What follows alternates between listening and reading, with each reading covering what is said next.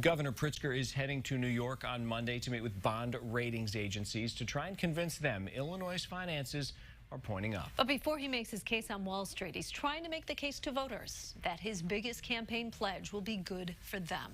The governor unveiled the details in his plan for a progressive income tax.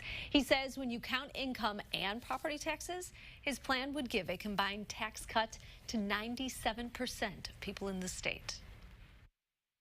Governor, you promised the middle class and people striving to get there significant tax relief. This is the relief, $5 a week. Hundreds of dollars for many families across the state of Illinois is real relief. And remember, we're also accomplishing something incredibly important for the state, which is by stabilizing our state and the state's finances, we're giving people an opportunity to start businesses, to grow businesses, and for companies all over the world to choose to come to Illinois because they'll have certainty. That's one of the most important things for job creation.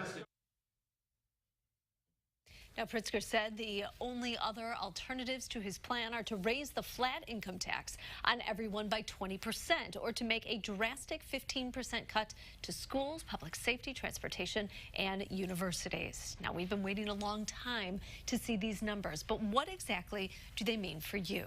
Yeah, Capitol Bureau Chief Mark Maxwell was at that news conference today. As you heard, he breaks down how this plan will impact you. Yeah, this was it. The big reveal. Governor Pritzker finally pulling back the curtain on his biggest campaign promise, a progressive income tax. But what does it look like for you? We've got some of those numbers for you. If you make $250,000 or less, your whole household, the governor says you'd get a tax cut. But how much? Barely any at all. It really amounts to about $5 a week for most people in Illinois. But Pritzker says that's not the main focus of all this. The bigger accomplishment and what he wants reporters to focus on was that the state would finally be able to afford a way to balance the budget. How? By raising a total of $3.4 billion in all. And here's how it works. For people who make $250,000 a year or more, households that is, they would start to pay closer to 5% on their income taxes. People that make upwards, as it curves up toward $1 million, they'd pay more, up to 6%, 7%. But it's people that make $1 million or more a year. Households that make $1 million or more a year would pay almost 8% on their income tax, a dramatic increase over the current rate of 4.95. They'd now pay 7.95%. So the millionaires see the biggest increase, nearly 8%, but Governor Pritzker has to battle back against the narrative from Republicans and conservatives and business groups who say this is only going to drive millionaires out of Illinois and toward places like Florida, where they have zero income tax whatsoever.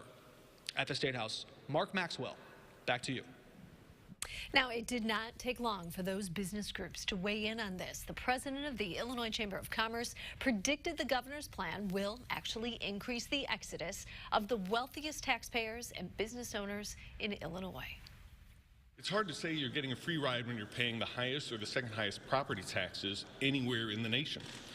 When you've got proposals like the $15 minimum wage, that if you're aspiring to make $1 million and your business really depends on that kind of labor, then you've just already paying a tax right there and then.